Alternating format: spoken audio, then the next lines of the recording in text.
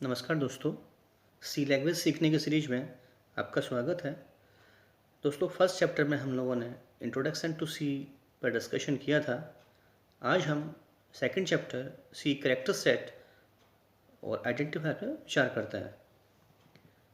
दोस्तों, सबसे पहले हम ये जानते हैं कि कैरेक्टर क्या होता है, उसके बारे में डिस्कस करते हैं। दोस्तों, जब भी कोई हम इनपुट करते हैं, इनपुट चाहे हमारा डिजिट फॉर्म में हो, इनपुट चाहे हमारा अल्फ़ाबेट्स फॉर्मेट में हो, इनपुट चाहे हमारा स्पेशल सिंबल के रूप में हो, इन सबको एक सिंगल इन्वर्टेड कॉमा में जब लिखा जाता है तो हम लोग उसे कैरेक्टर कहते हैं। कैरेक्टर का बेसिकली यूज किसी भी इंफॉर्मेशन को रिप्रेजेंट करने के लिए किया जाता है, अर्थात अलग अलग प्रकार की इंफॉर्मेशन को प्रेजेंट करने के लिए हम लोग अलग अलग प्रकार के कैरेक्टर को यूज करते हैं। इन सभी कैरेक्टर्स को हम लोग एक वेरिएबल के फॉर्म में कंबाइन भी कर सकते हैं। हम जब किसी प्रोग्राम को जनरेट करते हैं, किसी प्रोग्राम को जब डिज़ाइन करते हैं, तो हम उस प्रोग्राम को बनाने के लिए हम लोग उसमें कांस्टेंट भी यूज करते हैं, हम लोग वेरिएबल्स भी यूज करते हैं, हम लोग ऑपरेटर्स भी यूज करते हैं, कीवर्ड्स भी यूज करते हैं, हम लोग एक्सप्रेशन भी यूज करते हैं, सो दैट हम लोग एक प्रोग्राम का बेसिकली एक ब्लॉक डायग्राम आसानी से बना सकें। इन सभी के बारे में हम लोग स्टेप बाय स्टेप आगे चर्चा करेंगे। कैरेक्टर सेट्स का की बात करें हम लोग, तो कैरेक्टर सेट का यूज़ भी किसी भी इंफॉर्मेशन को रिप्रेजेंट करने के लिए किया जाता है, या हम ऐसा कहें किसी भी लैंग्वेज का जो कैरेक्टर सेट होता है वो एक प्रकार का रॉ मटेरियल होता है। अर्थात हर लैंग्वेज को डिज़ाइन करने के लिए हमारे पास में जब तक रॉ मटेरियल नहीं है तब तक हम लोग उस लैंग्वेज को डिज़ाइन नहीं कर सकते। लैंग्वेज को डिज़ाइन करने का मतलब एक इन्फॉर्मेशन का कलेक्शन करना होता है, अर्थात इन्फॉर्मेशन को हम लोग तब तक प्राप्त नहीं कर सकते जब तक हमारे पास में उस इन्फॉर्मेशन से रिलेटेड डेटा नहीं है, क्योंकि डेटा पर प्रोसेस के बाद में ही हम लोग इन्फॉर्मेशन तक पहुंच पाते हैं। इसलिए हम कह सकते हैं कैरेक्टर सेट एक रॉ मटेरियल होता है, और रॉ मटेरियल के बाद में ही हम लोग इन्फॉर्मेशन को प्राप्त कर सकते हैं। कैरेक्टर्स जो सी लैंग्वेज में होते हैं, इन सबको एक ग्रुप के साथ में रखते हुए हम इसे 2 कैटेगरीज में डिवाइड कर सकते हैं।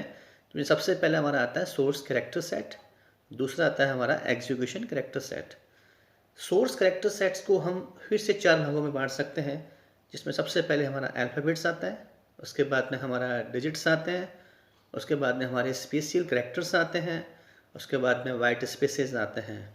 और एग्जीक्यूटिबल कैरेक्टर सेट में केवल एक ही आता है, जिसे हम बोलते हैं एस्केप सीक्वेंस के नाम से जानते हैं।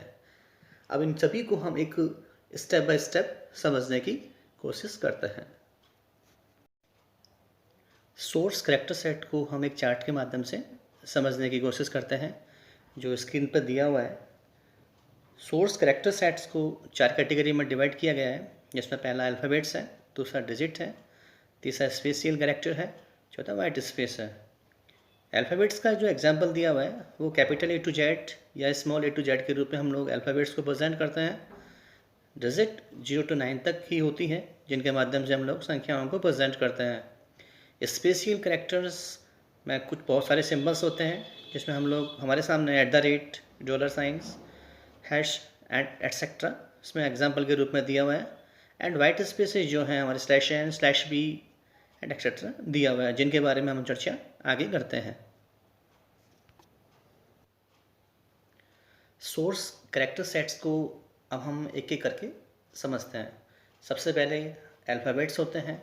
अल्फ़ाबेट्स की 2 कैटेगरीज होती है, जिसमें upper case letters and lower case letters होते हैं। अपर केस लेटर में ए टू जेड कैपिटल को यूज किया जाता है, और लोअर केस लेटर में स्मॉल ए टू जेड को यूज किया जाता है। दूसरे डिजिट्स होते हैं जो 0 से लेकर 9 तक होते हैं। तीसरा स्पेशल कैरेक्टर्स होते हैं, जो स्क्रीन पर दिए गए हैं। इसमें सबसे पहले दिया हुआ है टाइड साइन, फिर परसेंटेज साइन, फिर symbols, plus sign, less than, underscore, greater than, caret sign, number sign and equal to, ये सभी स्क्रीन पर दिए हुए हैं। इनके अलावा और भी स्पेशल कैरेक्टर सेट्स होते हैं, जिनको हम लोग विशेष परिस्थितियों में यूज करते हैं, और रिक्वायरमेंट जिस प्रकार से हमें प्रोग्राम में रिक्वायरमेंट रहती है तभी इन चीज़ों को यूज किया जाता है। सोर्स कैरेक्टर सेट का चौथा character set white space character set है। वाइट स्पेस कैरेक्टर सेट का यूज़ तब किया जाता है जब हम किसी भी टेक्स्ट को एक अलग अलग फॉर्मेट में प्रिंट करना चाहते हैं, तब हम लोग वाइट स्पेस कैरेक्टर को यूज करते हैं। वाइट स्पेस कैरेक्टर्स कई प्रकार के होते हैं जो हमारे सामने स्क्रीन पर दिए हुए हैं। सबसे पहले /b का यूज किया गया है, जिसे हम लोग blank space white space character कहते हैं। ब्लैंक स्पेस का यूज हम तब करते हैं जब हम टेक्स्ट के साथ में हम चाहते हैं टेक्स्ट में ब्लैंक स्पेस यूज करना चाहते हैं, उस सिचुएशन हम /b को यूज करते हैं। यदि हम टेक्स्ट के बीच में टैब स्पेस चाहते हैं तो हम लोग हॉरिजॉन्टल टैब स्पेस चाहते हैं तो हम लोग टी का यूज करते हैं टैब स्पेस का। एंड वर्टिकल स्टैब के लिए हम /v को यूज करते हैं। कैरीज रिटर्न के लिए हम /r को यूज करते हैं। फॉर्म फीड के लिए हम /f को यूज करते हैं। न्यू लाइन के लिए हम लोग n को यूज करते हैं। बैक / के लिए हम लोग डबल / यूज करते हैं। सिंगल कोटेशन के लिए हम लोग सिंगल कोट यूज करते हैं। डबल कोटेशन के लिए हम लोग // के साथ डबल कोट यूज करते हैं। क्वेश्चन मार्क के लिए हम लोग / के साथ में क्वेश्चन मार्क सिंबल यूज करते हैं। नल के लिए हम लोग बैक / के साथ में 0 डिजिट को यूज करते हैं।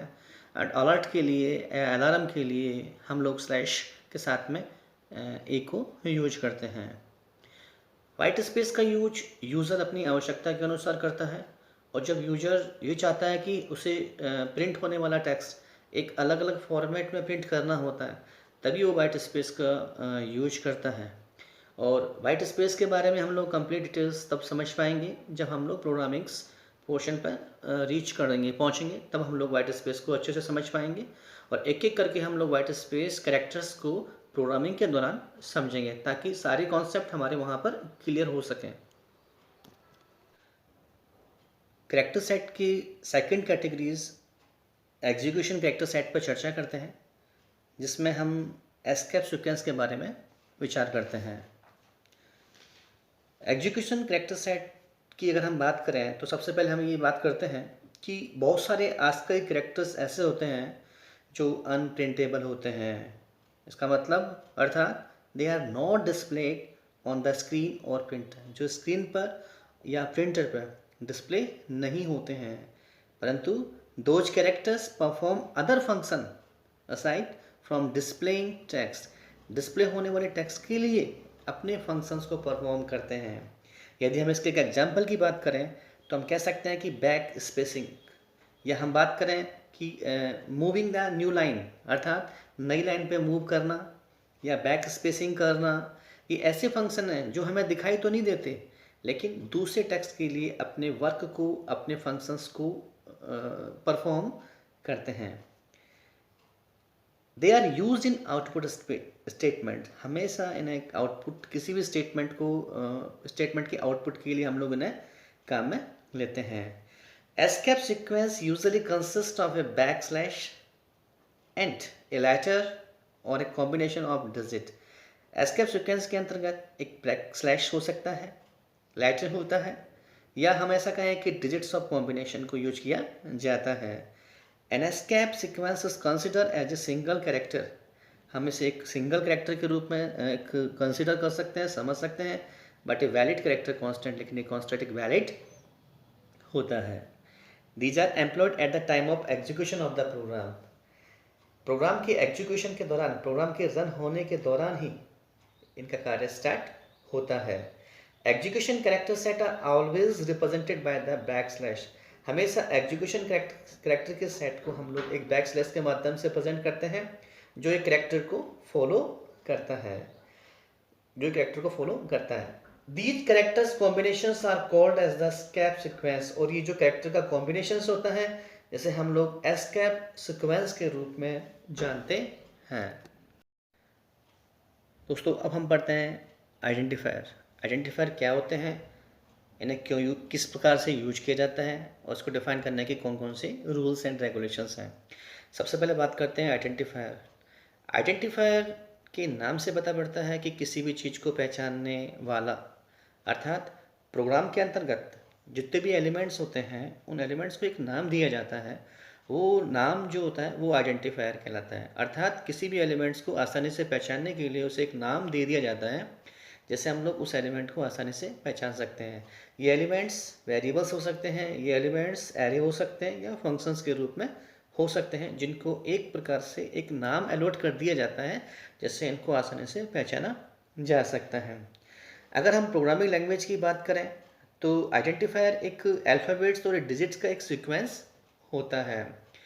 आइडेंटिफायर को डिफाइन करने का मुख्य उद्देश्य खाली इतना ये होता है कि हम किसी भी एलिमेंट्स को जब एक्सेस करते हैं तो उसको बहुत ही आसानी से हम लोग उसे एक्सेस कर सकते हैं। आइडेंटिफायर को डिफाइन करने के कुछ रूल्स एंड रेगुलेशंस हैं, जिसमें सबसे पहला नियम ये कहता है कि the first character must be an alphabet. Identifier का पहला करेक्टर अल्फ़ाबेट होना चाहिए और can be an underscore sign. हम इसमें एक अंडरस्कोर साइन भी यूज कर सकते हैं, यानी कि the first character must be in alphabets, upper case भी हो सकता है, लोअर केस भी हो सकता है, और can be an underscore sign भी हो सकता है। All succeeding character must be alphabet और डिजिट, यानी कि पहला कैरेक्टर अल्फ़ाबेट्स होगा, उसके बाद वाले जितने भी कैरेक्टर्स होंगे वो अल्फ़ाबेट्स भी हो सकते हैं और डिजिट के रूप में भी हो सकते हैं। नंबर 3, नो स्पेशल कैरेक्टर्स और punctuation symbol is allowed except the underscore sign. केवल अंडरस्कोर साइन को छोड़ के किसी भी प्रकार के पंक्चुएशन सिंबल्स या कोई भी प्रकार के स्पेशल कैरेक्टर को इसमें यूज नहीं किया जा सकता है।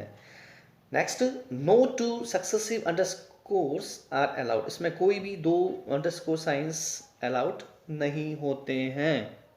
Next, keywords should not be used as identifier, और इसके अंदर कीवर्ड्स को हम लोग एज ए आइडेंटिफायर के रूप में नहीं कर सकते, क्योंकि कीवर्ड्स प्री रिजर्व वर्ड्स होते हैं जो पहले से डिफाइन होते हैं, जिनका मीनिंग्स एक अलग पहले ही रिजर्व कर दिया जाता है, जिन्हें हम लोग आइडेंटिफायर के रूप में यूज नहीं कर सकते।